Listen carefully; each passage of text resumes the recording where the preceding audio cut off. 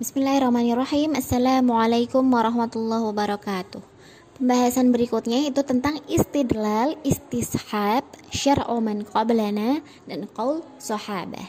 Ya, kita akan belajar secara terperinci ya.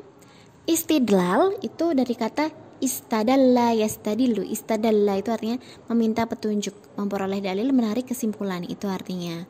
Sedangkan menurut ulama, istidlal ini mencari dalil yang tidak ada pada nas Al-Quran dan Sunnah, tidak ada pada ijma dan tidak ada pada qiyas. Nah, ini istidlal, meminta petunjuk. Definisi di atas menunjukkan bahwa seorang mujtahid dalam memutuskan suatu keputusan hukum harus mendahulukan Al-Quran, kemudian Sunnah, kemudian ijma, dan yang terakhir qiyas. Nah, kalau tidak menemukan pada kesemuanya, maka mencari dalil lain atau istidlal tadi. Nah, ada beberapa macam, yaitu istishab, maslahah mursalah, istihsan, qaul sahabi, saddud darai, syar'un man qablana, dilalah ilham, dan al-uraf. Kita belajar beberapa insyaallah. Istishab dulu. Dari bahasa Arab itu artinya pengakuan adanya perhubungan. Nah, menurut para ahli usul fiqh, istishab ini menetapkan hukum sesuatu berdasarkan keadaan sebelumnya, sehingga ada dalil yang menunjukkan atas perubahan keadaan ini, atau menetapkan hukum yang telah tetap pada masa lalu dan masih tetap pada keadaannya itu, sehingga ada dalil yang menunjukkan atas perubahannya. Gini, jadi dalam suatu kasus telah ada hukumnya dan tidak diketahui ada dalil lain yang mengubah hukum ini, maka hukum yang telah ada, yang waktu yang sudah lampau itu tetap berlaku, bisa kita pakai hukumnya. Nah, kalau perkara itu tidak ditetapkan hukumnya pada suatu waktu, maka tetap nggak ada hukumnya pada masa sesudahnya atau kita sekarang ini, sehingga terdapat dalil yang menetapkan hukumnya. Ini ya, sebagai pemahaman. Kalau mujtahid ditanyai tentang hukum perjanjian atau suatu pengelolaan, ia tidak menemukan dalil dalam Al-Quran atau Sunnah, terus juga tidak menemukan dalil syar'i lain yang membicarakan hukumnya, maka ia memutuskan dengan kebolehan perjanjian atau pengelolaan tersebut berdasarkan kaidah sesungguhnya asal mula dalam segala sesuatu adalah dibolehkan. Asal mula segala sesuatu itu adalah halal atau mubah. Nah, ini merupakan keadaan di mana Allah menciptakan sesuatu yang ada di bumi seluruhnya. Karenanya, sepanjang tidak ada dalil yang menunjukkan perubahannya, maka sesuatu itu tetap pada kebolehannya, karena asal mula segala sesuatu itu boleh. Kemudian, intinya kalau tidak ada dalil yang melarang, berarti dia boleh. Kalau tidak ada dalil yang mencegahnya atau menunjukkan bahwa untuk menjelaskan hal tertentu, berarti hal itu dibolehkan. Kedudukannya ya, sebagai sumber hukum Islam, penetapan dalil untuk istishab ini ditetapkan melalui dua dalil, yaitu dalil syara', kemudian dalil akal. Nah, sekarang macam-macam istishab. Ada istishab yang tidak ada asal, yaitu tidak diterima oleh akal, dan tidak pula ketetapannya pada syara'. Contohnya, wajib sholat 6 waktu sehari semalam diterima oleh akal atas tidak adanya dalil, dan tidak ada pula dasar dalam agama yang menetapkan wajibnya. Kemudian, istishab yang dikehendaki umum dan nas sampai ada perubahan baik secara taksis ataupun secara nasakh. Contohnya, perkawinan tetap sah selama tidak ada yang mengubahnya. Bisa juga batal jika ada yang mentaksiskan atau menasahkan, seperti tolak, kemudian fasakh, khulu, atau sebab meninggalnya seseorang. Kemudian istishab dalil syara' atas tetapnya dan berkekalannya karena ada sebab.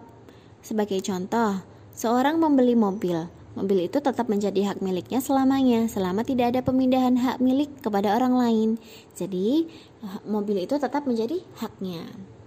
Sedangkan istishab menurut ijma atas hukum pada tempat yang berlainan. Contohnya, seseorang yang sembahyang dengan bertayamum, kalau ada air tidak membatalkan sembahyang atau tidak perlu mengulang sholatnya lagi. Sekarang syar'u man qablana.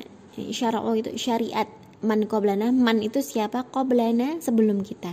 Jadi syariat atau ajaran Nabi sebelum Islam yang berhubungan dengan hukum seperti syariatnya Nabi Ibrahim, Nabi Musa, Nabi Isa alaihissalam. Contohnya ya, surat Al-Baqarah, ya ayyuhalladzina amanu kutiba alaikumusiyam kama kutiba alal ladzina min qablikum la'allakum tattaqun. Nah, itu dari diwajibkan atas orang-orang sebelum kamu agar kamu bertakwa. Nah, atas orang-orang sebelum kamu ya nabi-nabi itu.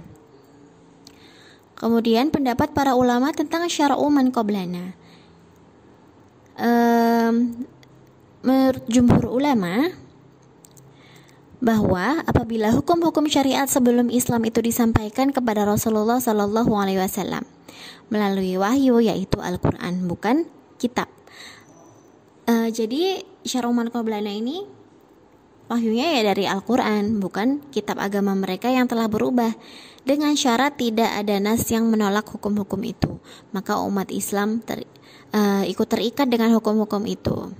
Alasannya, seiring dengan perkembangan situasi dan kondisi pada masa mereka atau sahabat, setelah wafatnya Nabi Shallallahu Alaihi Wasallam, banyak sahabat yang tampil memberikan pendapat atau fatwa dalam menjawab berbagai masalah hukum yang muncul. Sebagian ahli usul fiqh menyebut pendapat sahabat dengan qaul sahabi. Nih ya, qaul sahabi itu perkataan, pendapat sahabat. Sebagian lain menamakannya dengan fatwa sahabi. Sementara itu, ahli usul fiqh banyak yang menyebut juga dengan madhab sahabi. Jadi qaul sahabi ini pendapat sahabat Rasulullah Shallallahu Alaihi Wasallam tentang suatu hukum, di mana hukumnya tidak dijelaskan secara tegas di dalam Al-Quran dan hadis. Maksudnya, pendapat para sahabat tentang suatu kasus yang dinukil para ulama, baik berupa fatwa maupun ketetapan hukum.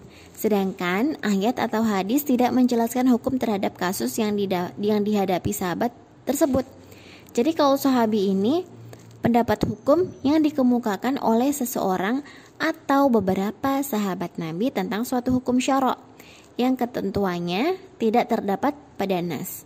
Kalau terdapat pada nas berarti itu bisa dari Al-Quran atau hadis. Tapi kalau tidak ada yang mengemukakan adalah sahabat Nabi, maka disebut dengan qaul sahabi. Demikian penjelasan tentang istidlal dan lain-lain. Semoga bisa dipahami.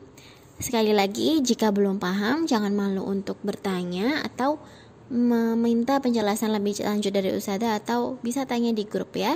Barakallahu fikum. Wassalamualaikum warahmatullahi wabarakatuh.